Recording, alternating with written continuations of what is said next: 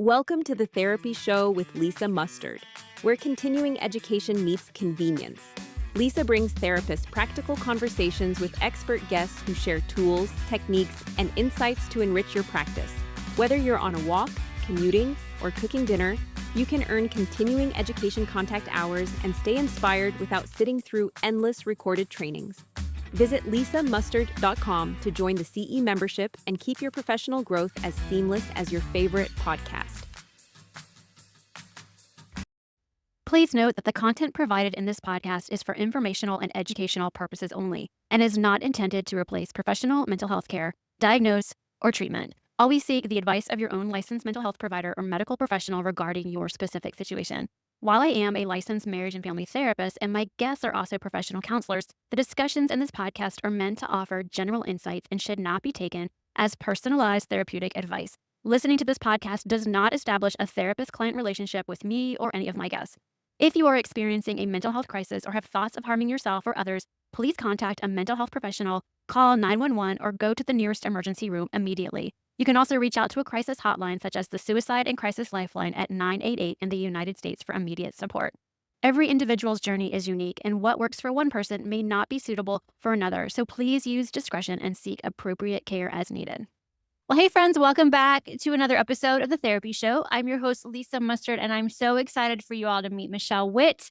Today's topic is CBT and adults with ADHD, and it does qualify for one continuing education contact hour. And as y'all know, my company, Mustard Consulting, is a NBCC-approved provider. You can get all the details about learning objectives and how to access the course in the show notes below. So, Michelle, it's so great to have you. Welcome. Can you share with our listeners a little bit about who you are, what you do, and how you help? Perfect. Hi, Lisa. I'm a registered psychotherapist in Ontario, Canada, and I've been in private practice since 2019, specializing in adults with ADHD.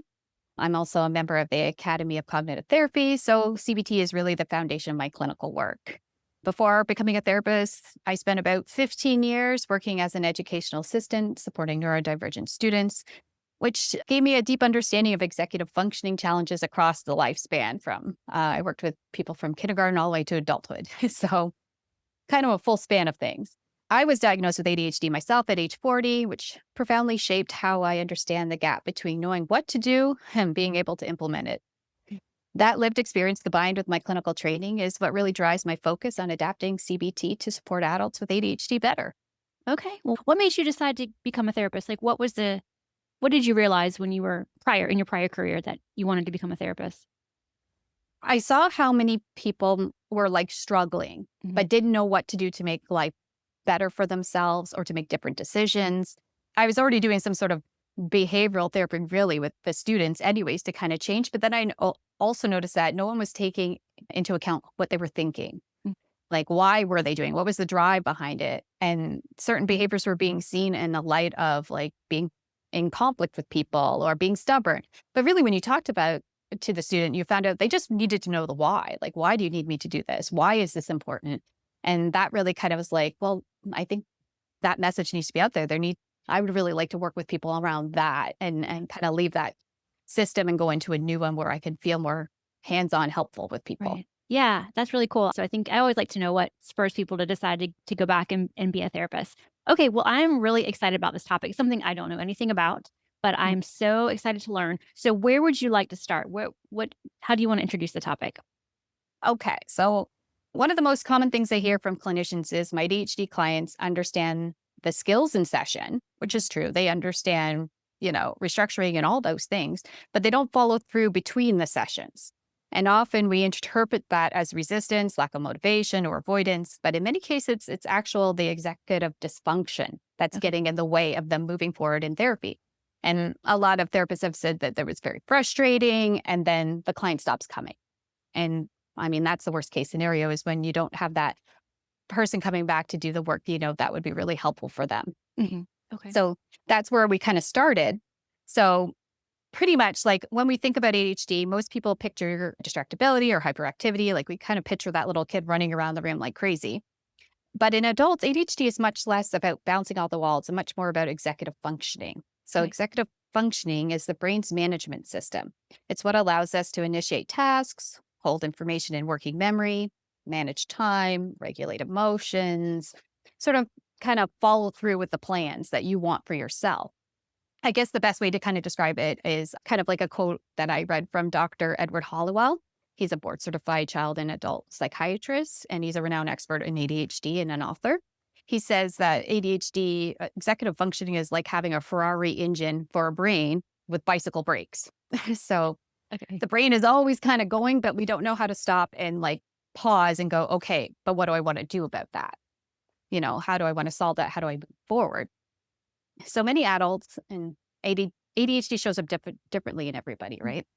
But there's also this difficulty in starting tasks, even though we want to start the task. We know it's going to be helpful if we actually do this, but there's this kind of like blockage, this barrier that comes from beginning, because sometimes it's overwhelmed. I don't know where to start.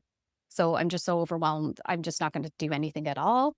Or we over or underestimate how much time something's going to take.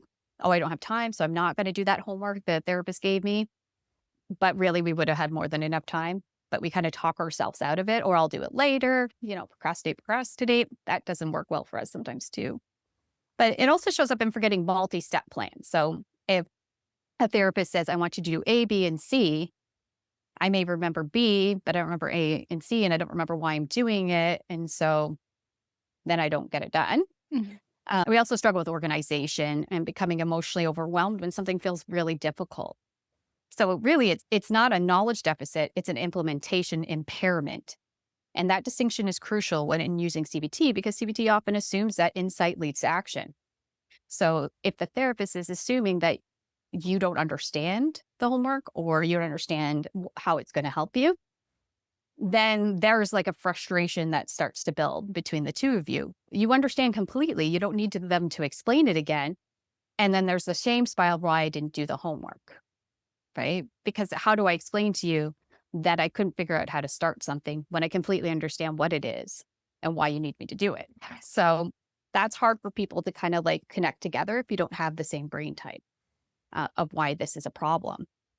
So as you can see, that implementing standard CBT strategies like journaling can feel very daunting to a client with ADHD. Though journaling for a person with ADHD can help them process emotion, increase self-compassion, boost creativity, and help them challenge the inner critic, which can be very loud. We just need to modify the journaling process. And I have like 4 little suggestions here on how to kind of like modify it, which is suggesting that the client dictate it instead of typing or writing it.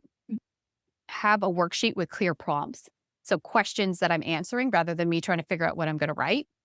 Bullet points instead of paragraphs. So just easy little descriptors, or making it a visual journal by having them draw or collage their feelings, which I have actually used that specific tip with one of my ADHD clients. When we were trying to build self-compassion, she can verbally say it, but she said she couldn't like see it or like feel it for herself. And so I suggested that she made a collage, find pictures in magazines of everything that she loves about herself, something that represents something that she loved about herself. And so she made this beautiful book, glitter glue, everything on it. And she absolutely loved it at the end. And at the end, she was absolutely able to say, I'm a really good person. I'm really kind. And I have like really nice lips. Like she could also pick up body parts, which she had some issues with how she looked and how she connected that to her self-worth. So that really helped. So having those visual representations, something she could look through all the time, and it reminds her of who she is and the connection of what she loved about herself. I actually created a journal prompt for somebody with ADHD, which I'll add to my website later if somebody wants to like look at that and see what that's about. Usually I ask my ADHD clients to think of 3 successes in their day, because everybody can tell you what went wrong in their day, right? If I ask, how was your day? You're going to tell me what didn't go great. But if I'm forcing you to think about what went well, then it's a little bit more work. But I say to them, success could be anything. It could be you made a great cup of coffee that day to you rocked it at work, right? Success is a spectrum. So changing the idea that everything has to be great before it can be considered as success has been really helpful as well when working with people, specifically the population in which I work with. To help a client gain insight into why they're experiencing these thoughts about themselves, like sort of that negative thoughts that may come up, can be challenging. So having them tell you the story that demonstrates this thought about self using the idea of character identification to help dissect whether the thought is true. So sometimes they can't say, this is what I think about myself, or, that person made me feel this way. I could say, well, tell me a story of when you felt criticized. Tell me a story of when you felt fantastic or heard or validated. That's easier for recall rather than trying to discuss the feelings about something. They give me the situation itself describes a feeling. So I found that to be really helpful. And in that, then I can use the cognitive restructuring, adding in the idea, like brought up by Brene Brown, of the lived experience of the person saying the criticism. People with ADHD, like, we need to know, like, the why. Why am I feeling this way? Why is this happening? So if I use sort of that analogy, well, let's bring it to court. Where's the evidence that that's even true about you? So if the inner critic is saying you're lazy, where's the evidence that you are? Because you just told me you did this and this and this and this today, and that does not sound like a lazy person. What do you think about that? That makes it a little bit easier for them, because lazy specifically is a trigger word within ADHD community. Most of us have been called lazy at some point in our life by a parent, a teacher, a friend, whatever. So when it's said, our emotional dysregulation happens. We get very angry and very combative with people because we're always trying to prove our worth through what we do, because that's the one thing people criticize. Why didn't you finish this? Why didn't you do that? So it seems that our worth is connected with what we can produce. And so there has to be an uncoupling of that. That production doesn't mean worth. You're worthy because you were born worthy, not because you did something for me. Mm. So that kind of like is breaking down that inner critic. And to battle the inner critic, we need to have evidence that what he's saying is wrong. So that's where that you can do cognitive restructuring with someone with ADHD. You just have to do it in a different way. Mm-hmm. Right? Okay. Can you just go? Let's go over that framework again of cognitive restructuring for the therapist listening, so they can you just go over the steps one more time just so we get a clearer picture? Because what you shared was really good, but is there like a step by step? Mm-hmm. So if someone is having an inner critic that's saying, you're so stupid, I can't believe you did that, mm-hmm. right? That's what they're hearing in themselves because they did something that maybe was embarrassing, they were late, whatever it was for them. As a therapist, for the restructuring, instead of doing maybe thought records or something like that, which they won't complete, or not well, you could do that in session, but to them, they're doing it because they see that you want them to do it. They're not necessarily taking something from it. Okay. So going back and forth with them, being like, okay, it said you were stupid, but you told me that you did really well in school and that you have this great job and that, lots of people like you and come to you for advice. That would show me evidence-wise that you're not a stupid person.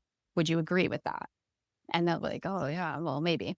I said, so what we really want to do is kind of like fire that inner critic because he's not working for you, right? Mm-hmm. All he ever does is insult you, which puts you in a shame spiral and you go nowhere. Instead, we want to hire the coach. So the critic says, you're so stupid. But the coach says, ooh, that didn't really work for us. What do we want to do about that? So it's moving you more into a solution-based thought process and out of the emotional one. And that one they can work well with because they love problems. That spikes the dopamine in their brain. They want to problem solve it. Yeah. So now we're into solution talk rather than going down the shame spiral. And they understand why they feel that way, that I'm stupid story, because they've heard it before. So sometimes the therapist may want to go into where that voice come from. And sometimes it's sort of like it doesn't really matter because what they said it wasn't true. So you can find the origin source if you want. You can do drilling down and find out where those thoughts, originally core belief systems, come from. People with ADHD are very good at following patterns, so we can follow the pattern down. It's some clients that's helpful, and some clients it doesn't matter. It doesn't matter where that core belief came. It's whether we can change the core belief, which is more impactful for them. Gotcha. Makes sense. Right. Okay. So the homework breakdown cycle. So assigning the homework as an activation-based homework. So instead of something that they have to write or bring into you, thought records, any of those things, we're going to do more activation-based. This is the kind of homework I give. Go for a mindful walk. So a mindful walk is like, don't bring earbuds, don't listen, don't bring somebody with you either. You can bring your dog, but don't bring a person that you're going to talk to. Walk and go, how many trees am I seeing? Do they have lots of leaves on them? How many birds are flying around? Can I hear them? Is the grass greener? Or if it's wintertime, like how much snow do we have? It's paying attention. It's being mindful while you're walking about what's around you. People with ADHD live in their heads a lot.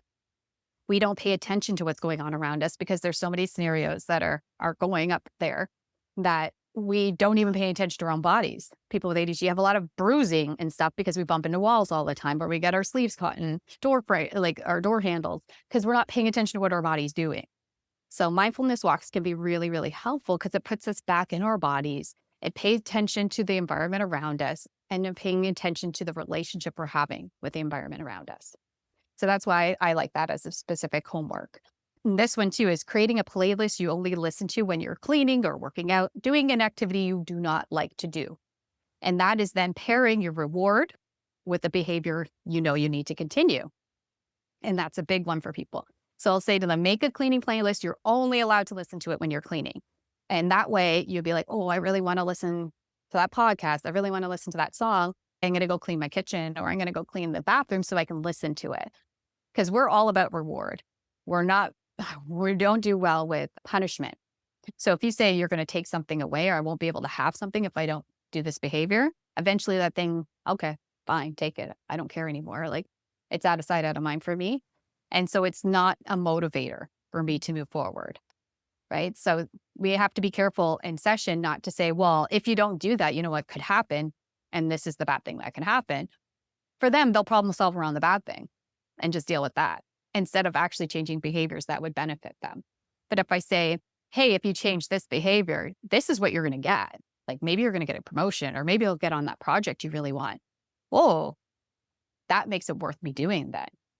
Like, that makes sense to my brain. I can now kind of build steps to get there because that seems like I'm going somewhere. Where the other one seems like I'm depriving myself of stuff, and that doesn't seem interesting to me. So I'll pivot another way to where I'm getting a reward somewhere else. So that's where it's helpful to have that sort of reward system.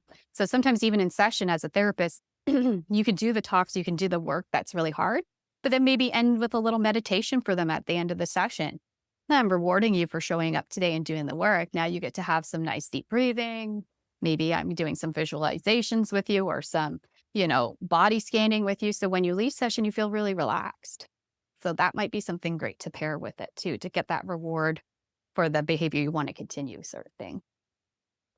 And then in that, we also have to make sure that we don't send down the shame spiral. So the shame spiral is if I come into session and you're like, hey, did you do your thought records? And I'm like, hey, actually, I didn't. I didn't have time. No, actually, I did have lots of time to do it. I just, didn't.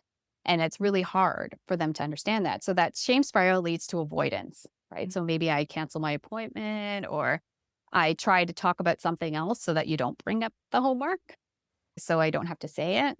So the therapist, if you're creating a safe, non-judgmental environment, it is so crucial. Because if I say to my clients, hey, did you go for your mindful walk? And they're like, oh, I didn't get to do that this week. I'm like, oh, okay. What got in your way? And they're like, oh, I didn't really plan it. I'm like, oh, okay. Maybe we can talk about how to plan that better so that you can do it next week. What do you think? Or do you think this is not going to work for you? Like, you really don't want a mindful walk? That's okay. I just need you to let me know, and we'll find another strategy that might be helpful. So now I'm collaborating. I'm removing all shame and blame, and we're kind of doing that. So this can give the clinician insight in how to support the completion too, if I understand why you didn't do it, and adapt the homework, or try it in session first. Maybe they didn't know how to even start it. So let's try, like, I've never done meditation. I don't even know where to look. Okay, let's find one together on YouTube, and we'll sit together and we'll both meditate for 5 minutes together. So then you kind of know what it's about. And they're like, oh, okay. I also really encourage note-taking during sessions for my client, or I sometimes send them a quick email after, giving a little snapshot of what we discussed in session, just to help them, because they're really in it in the moment, and then they have the doorway effect. They walk out the door and their brain has now entered a million other thoughts, and they can sometimes lose what they learn or what they were going to do. So giving that little snapshot, and nowadays with all the little AI things we have attached to therapy, you can even get that to kind of be like, okay, sum up a little email about this session note and send it off. And let the client know that you're fine to repeat yourself as many times as they need that, like normalizing forgetfulness.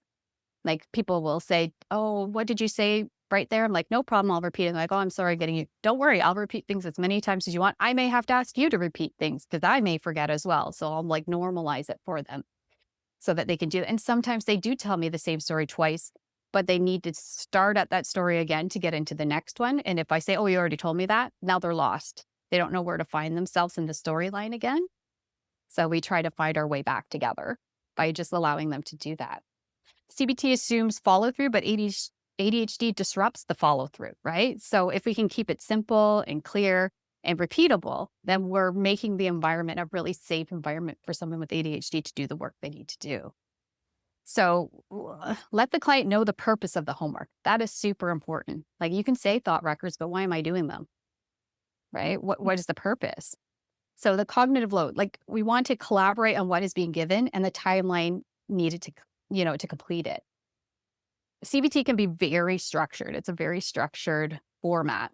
And that's where I have to say, okay, your structure needs to be more like a willow tree than an oak. You have to be flexible with it. You have to be able to say, okay, like, do you think a week's enough time for you to try that walk? Or do we want to maybe make it a 2-week and see where we're at then?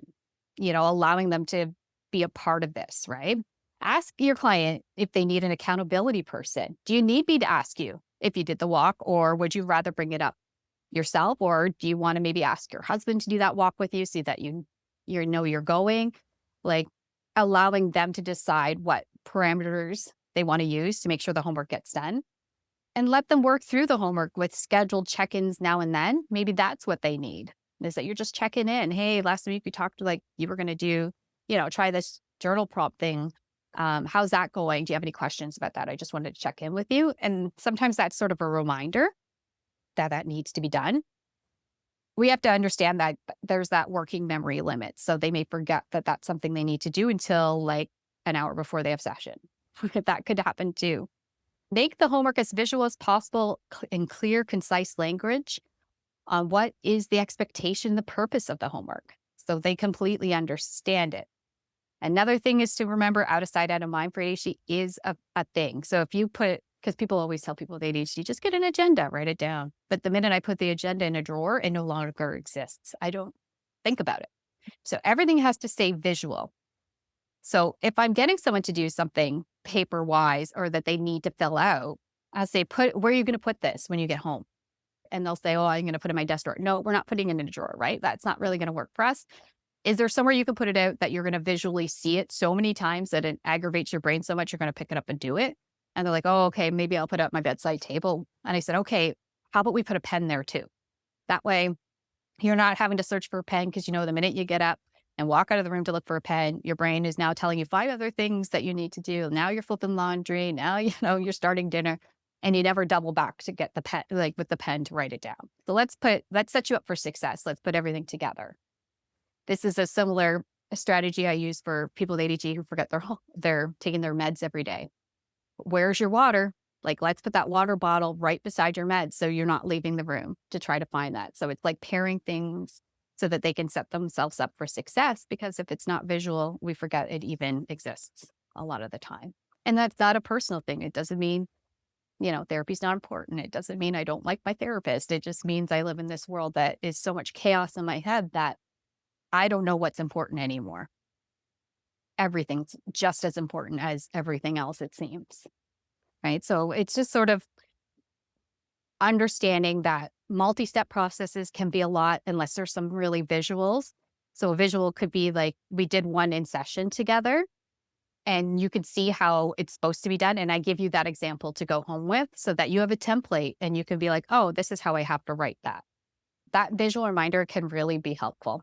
And then also, like, there's no perfect way to do this, right? Perfection doesn't exist. Even if you opened the computer and read it, you did step 1, right? You did a certain percentage of that homework. We're going to deem that successful, right? It doesn't have to be the finish line in order to be successful. That's sort of like the mentality that we because they do very much have all or nothing thinking, like ADHD community. If I don't complete it, then it was worthless. It didn't work. But the process is also part of the learning. The process of it is also part of the healing. So I give them the example of a baby learning to walk. I said, when a baby learns to walk and he falls down, do we go, well, I guess you're just not going to be a walker. Guess you're going to be crawling the rest of your life. No, we encourage them to get back up and try again. So we got to give the same grace that we would give to a baby learning to walk to ourselves. That not everything's going to be simple the first time. We're not going to do it perfectly the first time. And the failure is of the activity and not of the person. You are not a failure. The thing failed. And now we need to look at, okay, where's the lessons? What can we do better? How do I modify? Even as a therapist, I'm going to go, okay, she's not doing the homework. She says she didn't understand why, or there was too many steps. I need to now look at the homework I gave them and go, how do I modify this so that I'm setting her up for success? And the success is going to come back into session and we're going to have more success because we're getting this done. Instead of going, oh my gosh, I can't believe she just can't get that done. Right? So any little kind of modifications that I can make. And the other thing to understand is people with ADHD, if we're using the analogy of a phone battery, they never charged 100%. They're only ever at 50% battery. So sometimes they're going to come into session. If we can pay attention to how they're entering the room, are they like slumping down in a chair? Do they look really, really tired? I do an energy check sometimes, like how are we feeling today? Like what's our energy check at? And if they're telling me their energy check is like they got 15% left in their battery, I'm not going to do a whole lot of cognitive stuff with them in that session. We're going to do more of follow through, like, how is this going? Check-ins. How did that go for you? And then maybe we're definitely ending with that meditation at the end because I can see like they're really powering down. And so it's just understanding that because that's just going to lead to more frustration on both our parts if I'm trying to push something that their brain's just not going to let me do at that time. Because maybe they had a really tough day at school or at work or wherever they were that had a lot of thinking and problem solving that they can't even think anymore. They can't even give me answers anymore. So it's just also paying attention to that. I do have a question because I'm curious if a client presents like that, though, like the majority of time for session, what do you do then? If you're doing the battery check and it's constantly at 15%, how do you approach that? Well, I would definitely say that, hey, I'm noticing this pattern that you're always at a 15%. When was the last time you were at a 50%? And what was different there, right? What was happening that the 50% was able to get, that you were able to get there? And that's when it may open discussion of, I'm not sleeping well.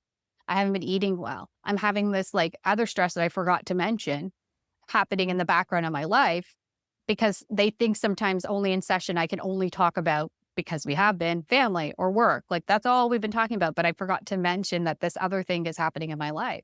And it's like, oh, that would be very draining. And then the discussion of how do we get your energy up? How do we get rest up for you so that battery gets up more? Because it's not good to live at 15% battery. Yeah. Right. Yeah. So that's where you can kind of use that as sort of like, I call a curiosity point. Why is this happening? And let's look at it. Not in a shame thing. It's not your fault it's happening. I just want to know why, because maybe there's something we can do to the pattern that we can change it so that you have a better outcome in the end.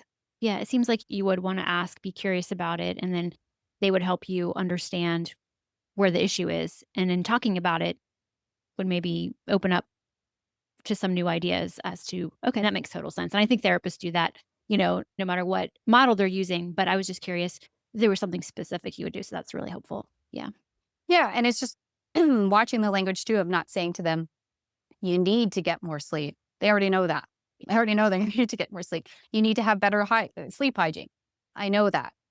So it's sort of like, what are you doing at night? What's different? Maybe do you think you can try wearing a sleep mask? Maybe can you make sure like the room's a bit cooler because that helps us sleep. Having a background sound. So some people will listen to like a podcast. They do have like boring bedtime stories for adults and they'll listen to that. So it babysits the part of the brain that likes to do the replay of all the horrible things you ever did in your life. Sometimes that comes up, especially people who both have anxiety and ADHD. So it's like if I give it a different story to pay attention to, I'm more likely to fall asleep. So we try different things, but I also say it's not going to work 100% of the time. But if we can get it to work at least 20% of the time, then you're getting 20% more sleep, right? So that's where we're changing that success finish line as well.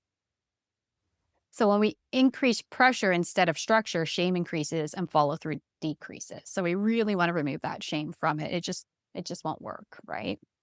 And also in reducing that cognitive load, we're doing fewer worksheets if you're going to do any at all, or do them in sessions, right? simplify the language, not necessarily like they don't understand the big words, but make it very clear what they're supposed to do. What's the expectation for them and what you're giving them. So having that template, a completed thought record or doing a thought record in session together, having clear, concise instructions with the thought records, like all those things would be very important if that's something you need to do with them. And then don't just, the worst thing to do is have them do it and then don't even discuss it in session. They'll be like, why did you even make me do that then if we're not even going to talk about it? So if I'm asking you to do something to be written down, I'm dealing with that pretty early on in the session after check-in to let you know that that was important. I recognize you did that work and that was hard for you. And this is why we did it. And this is what it's going to do to help us right now. Because if both of us are waiting to the end of the session to discuss the paperwork, we may both forget that the paperwork needed to be discussed, or there may not be enough time to do the work to give that appreciation for the work they did, show why we did it, and show how it's helping. Like we may not have time to do that. So it's important if I'm getting them to do that hard stuff is to appreciate it, recognize it, and work with it right away. So that then they can have the rest of the time to talk about what they need to, right? Because other things may be going on. Now, there is a way for a therapist to do kind of like help with the executive functioning piece. It could be the thought record you put on a Google Doc, which is shared by both of you. So you can see if they have questions, they can like do it back and forth that way. You could also tell them scheduling in their calendars, because a lot of people are like, well, just put that in your calendar. I would add the extra of and make it a different color. We're very attracted to color. So if they know all their therapy homework or all their therapy appointments are in purple on their calendar, they can see how much purple's on there, and they'll see a purple thing in that day and go, what's the purple thing? I know I don't have an appointment. Oh, right. I'm supposed to do that. I have to go out and do my meditation walk now. And then after it's done, I can change purple to green saying I did it. So that later on, if the therapist asks me, did you do that walk? I can check my calendar and go, oh yeah, it's green. I must have done it. And later change it to green when I've done it. Because I may not have remembered that I did it because 5,000 other things happen between then and now. So that can be helpful too, is using a lot of color. Some people may use alarms to kind of like a soft alarm to kind of let them know the session is ending. Like we have 5-10 minutes left because we can get caught up in the story taking, or you can do verbal reminders or behavioral ones. So behavioral one is you go and pick up your day timer and you sit there and you're waiting for them to finish their sentence. Behaviorally, they know looking at me, oh, we're at the end of session. She has her day timer out to put the next scheduled appointment in. Or I could say, well, we have just 10 minutes left. This is what I've heard in your session. Now I'm doing the wrap up, and CBT is very structured like that to allow for that, but allowing them to know a signal when it's coming, because like we said, they're kind of, the time blindness comes in where they don't know how long this session has gone or how far in we are. So you being the monitor of that, especially if it's like 15 minutes left and you notice that they've opened up a new problem that they're bringing forward that you're like, oh, this is going to need a whole session of itself, then you can pause them and you're like, you know what? I'm taking the note that you said that. I think we're going to need more time on that than what we have left in session. But I will remember to bring this up next session and check with you if you want to double back and say that. Because if I say to them, oh, bring that up next session, they won't even remember what that was. And that might be really important to the work, right? That might be a really great insight they had. Now that's going to get lost because we didn't have time. So I will take on the responsibility of making that note and bringing it up next time to say, hey, last time we started talking about this, is this still something you want to talk about today? Because that sounded really interesting. It sounded like that might be really impactful for you. And it may take a little bit of them kind of squirreling a bit to find where they were. And it's just being patient and allowing them to kind of do the bounce until they find where they were. And I find that that builds trust too. That when I can allow them to kind of like scatter a bit until they find themselves. And a lot of them, they'll be like, I'm so sorry. Like I kind of went on a tangent there. And I'm like, but they're all connected. Everything you were talking about is connected back to the pattern you're talking about. So it wasn't a waste of time you telling me that. But now we're here and let's keep going. And so it's that reassurance that we like to give, right? And if we can make sure like the homework is not going to take more than like 2 to 5 minutes, I mean, just the cognitive load enough of being at a session. Some will want to do the homework when they get home because they think they're going to forget. But if it's like going to take them 30 minutes, that's a lot. That's a lot. I'm not going to get the best quality. So if I can make it sort of a smaller amount of time that it's going to take. Like I'll say the walk can be just 10 minutes. It doesn't need to be an hour walk. Just 10 minutes of getting out, getting some fresh air and noticing some things is enough. And I said, and after the 10 minutes, if you still want to walk, great. If you're done, great. Success both ways. And so it allows them to have that. And that 10-minute rule works a lot for a lot of things. So if they're like, I really want to start going to the gym 3 days a week, but I find it so hard and time. And I'll say, okay, how about you just go for 10 minutes? Just 10 minutes. That's the only thing you're guaranteed. You go, I said, most likely if you get there for 10 minutes, you're going to stay and do your whole routine. It's that anticipatory anxiety that's stopping you from showing up and doing. So if you can get there and just do the 10 minutes, then you'll most likely complete the whole task that you want to do. So we kind of use that as both those rules. And that is involved too with when I want them to do the homework is make sure it's interesting enough that they want to. So an interest-based activation. So with ADHD and self-care, like most therapists talk about self-care, and sometimes that's yoga, massage, going for walks, having friends, journaling, all of that. People with ADHD need another type of self-care that's separate from a neurotypical, and that is called intellectual self-care, whereas once a week they go down the rabbit hole. They watch the YouTube things, they read the articles, they read the book, they take the thing apart and put it back together, whatever their jam is, whatever their hyper-focused interest is, they have to engage in some sort of creative process once a week, or else they start to feel bored and anxious. Sometimes they'll experience low mood. So having that in there, it can be really, really helpful, is to make sure to ask that. Maybe that's their homework. Make sure one time this week you do something that you really, really enjoy, whether, that's painting to watching videos, whatever it is for you, carve out that time because it's important. Because in the past, they've been shamed for doing that, for hyper-focusing on something. Those are usually conversations of, oh, you can spend an hour playing video games, but you can't spend an hour doing homework. One's interesting and one isn't. One gives me a dopamine hit, one doesn't. Mm-hmm. But it's important to engage in both those things. Mm-hmm. So that can help with changing of the space in the room if that's accepted too. Is if you allow them a little space to talk about what their interest is with you and what they looked at, and finding connection within the interest can also be helpful and making it a more safe environment for them. And then that also includes that immediate kind of reward loop too. If I get everything else done, all my other self-care things done, like my workouts or, my meditation, I also get to do my hyper-focus thing once a week as well. That's part of the package.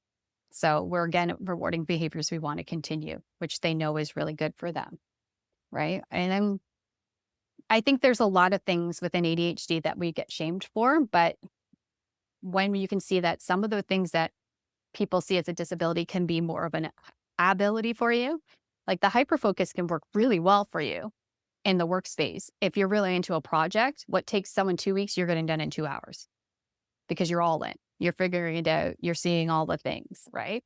So it's allowing yourself to be supported in a way that you can do that to make it to your benefit, some of these things. Because we're so worried about the forgetting and all the other things. So if we put those structures around it so that it's not being forgotten, that there is backups if I do, then my anxiety level goes down, right? And that's a big thing.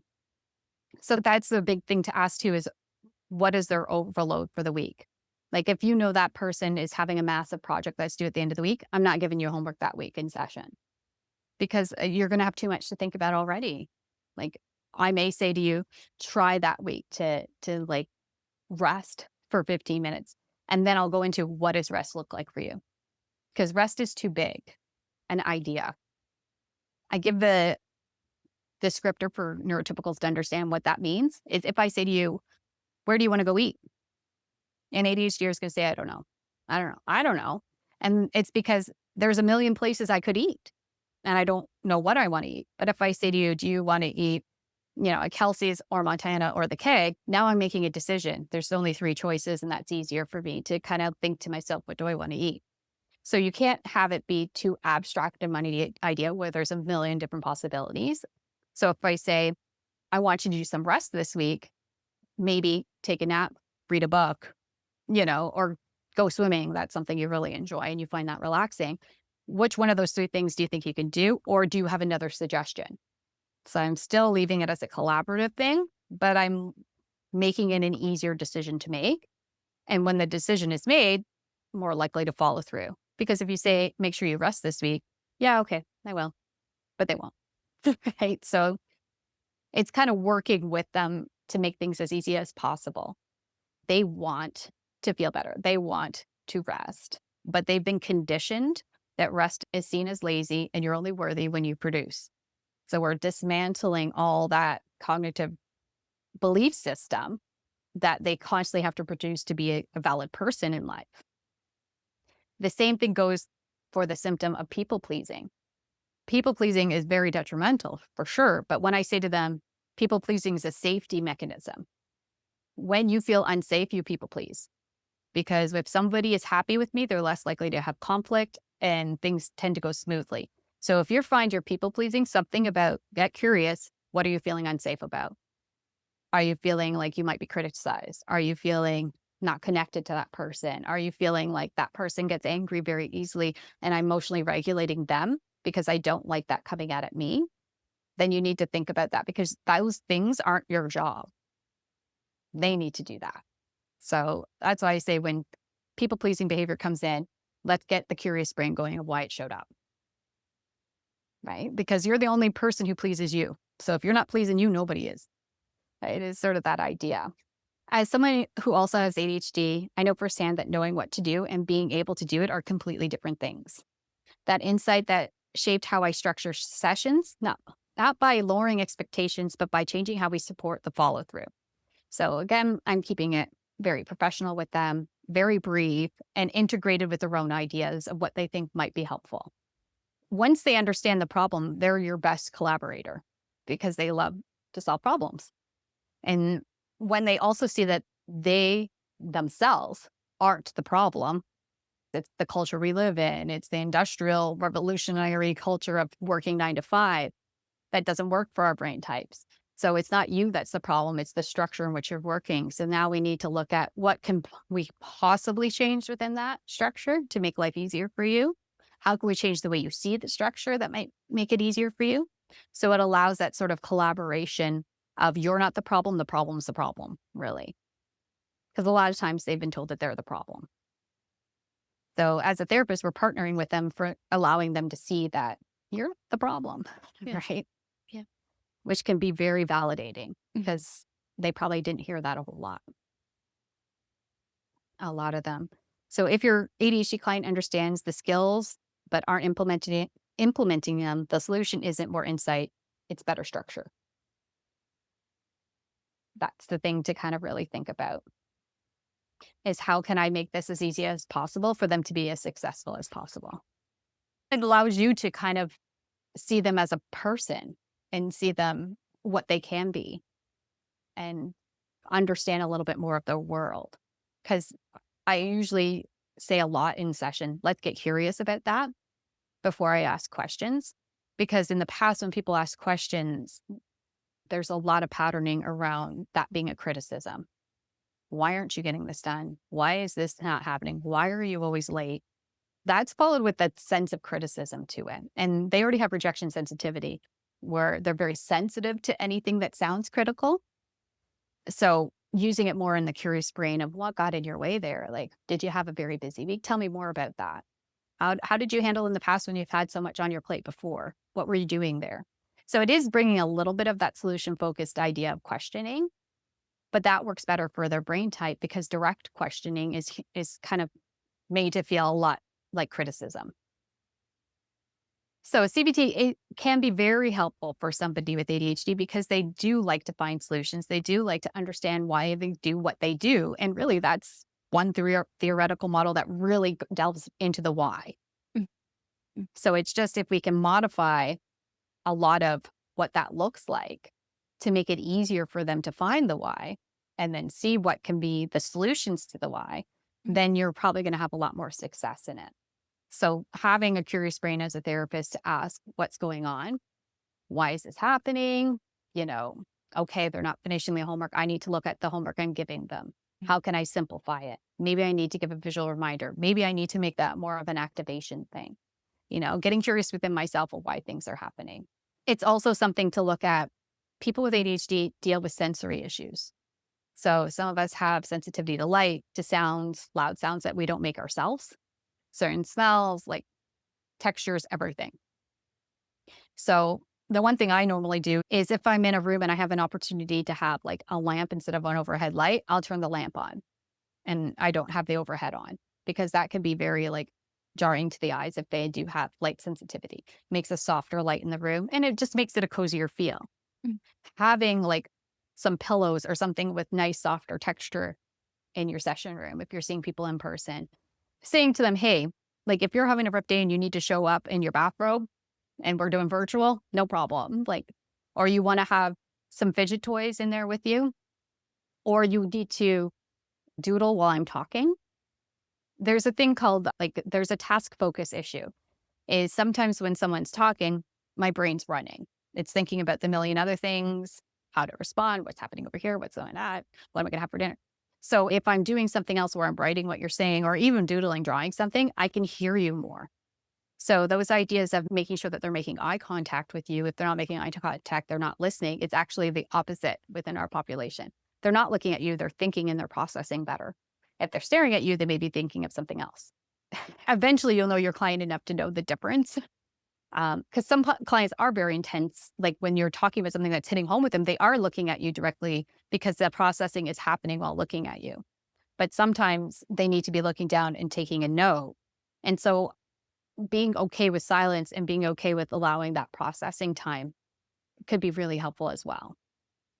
And usually I'll do the long pause while they write. And then when they look back up to me, I'll say to them, does that make sense? Because maybe while writing it, they thought of the question, but now they feel like, oh, are we moving on if I say something else? And now I don't have room to ask my question. So I'll always kind of be like, does that make sense to you? Or do you think that would be helpful for you? I'll do like a check-in. And it's interesting because in those moments, they can be really honest and be like, no, I don't think that would be helpful at all for me to do that. Okay, why don't you think it's helpful? And they're like, I tried this before with other therapists. I've heard that a lot too. Okay, how did they do it? What did that look like? Now I'm curious brain, non-critical. What were they doing? And then I'll be like, oh, I was thinking about doing it this way instead. I think that might work a little bit better. Do you want to try that? Or you're like, no, I'm not doing that. Like, I'm good with either way. And then they're kind of like, oh, well, let's try it the different way and see if it works, right? It's all this collaboration because if they feel unsafe in the session, they're people pleasing me. They're saying yes to things they don't want to do because they want to make me happy, right? They want to be my best, patient. It's like, it's not about that. This is all about you and how can I help you? And that's where I try to say, like, I'm just here as like tourist guide, right? I'm going to take you to each destination and you tell me what you see and how you're experiencing it. And I'm going to tell you like some backstories that might be helpful. And then you give me your impressions on it and we kind of work together. And that, I think, is what scares a lot of people with ADHD about doing CBT, even though that's the one that's always recommended by their doctors or psychiatrists, is because it is so structured and they feel like it's clinician-led, right? Because even when I did the Academy of Cognitive, I was like, holy cow, they're like, you need to say what the agenda is. You need to do, like, this is what CBT is. I'm like, that feels very much like school. And school hasn't always been the best place for people of this population. So I kind of leave it open. Hi, what would you like to talk about today? And oh, I don't know. Well, last time we were addressing this. Is this something you want to continue? It's a way of doing the agenda without making it the agenda. By making it still very calm and flowing, like we're just having a conversation and allowing them to lead us in a different direction if we need to go there. So that's where you kind of have that willow effect of the boundaries of CBT rather than the oak effect, right? Because there's certain things that you need to have within the structure for it to work. Looking at how you're thinking is making you feel this way and is causing these behaviors. Those are the basics. Like, you need to have those in there. You just need to introduce them in a way that feels a little bit safer and less critical of things. Because if I say, why were you thinking that way? That might sound like, oh, I shouldn't be thinking that way. Like if I have rejection sensitivity, I'm like, oh, am I thinking about that all wrong? Maybe I'm not thinking about it right. And it's like, no, like what thoughts came up for you around that is a different question. And then they can tell me the thoughts that came up. Oh, those are some interesting thoughts. How did it make you feel when you thought about that stuff?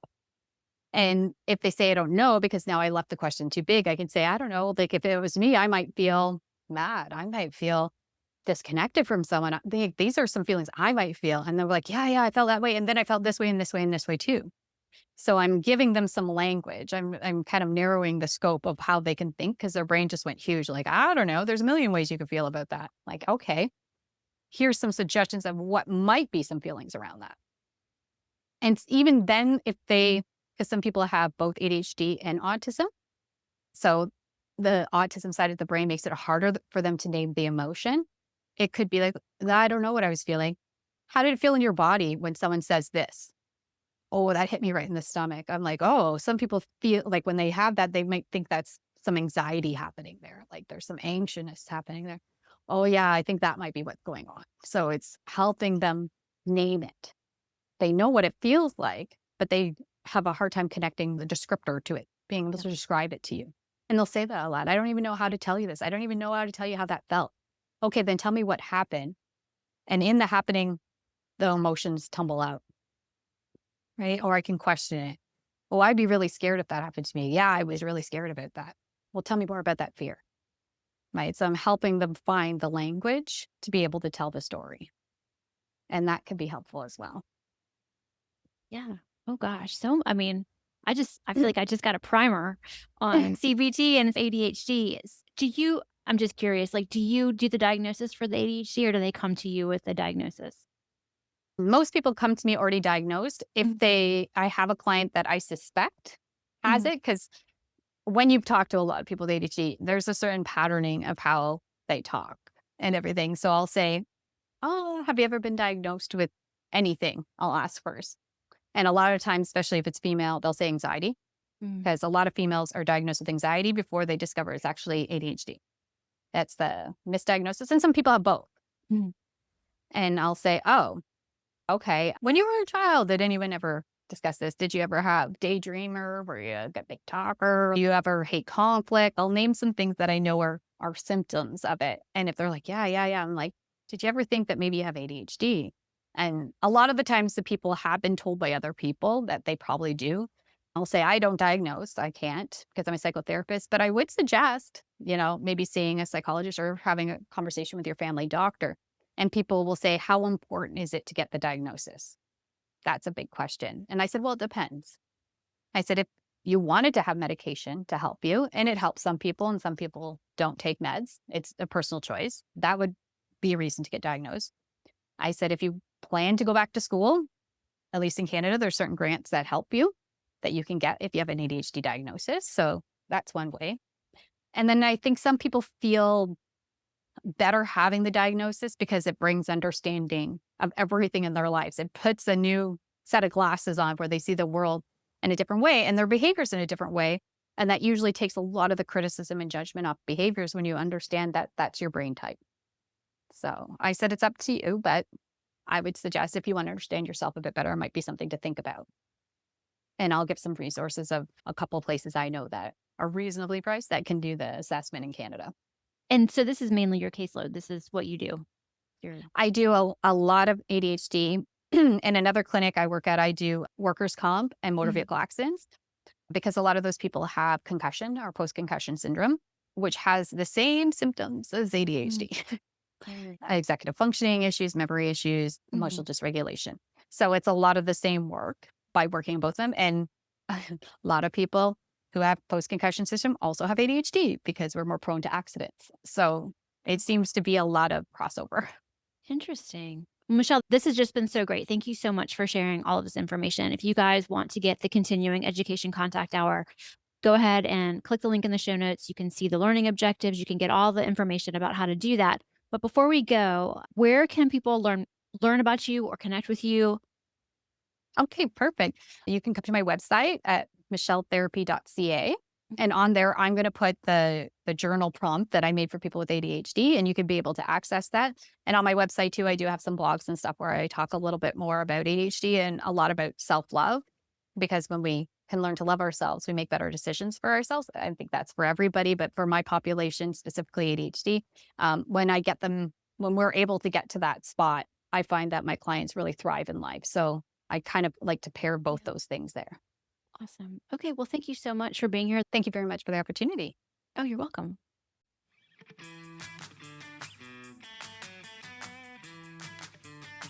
Please note that the Therapy Show with Lisa Mustard is for informational and entertainment purposes only, and not a substitute for professional medical or mental health advice. Always consult with your therapist, doctor, or physician before implementing any suggestions from the show.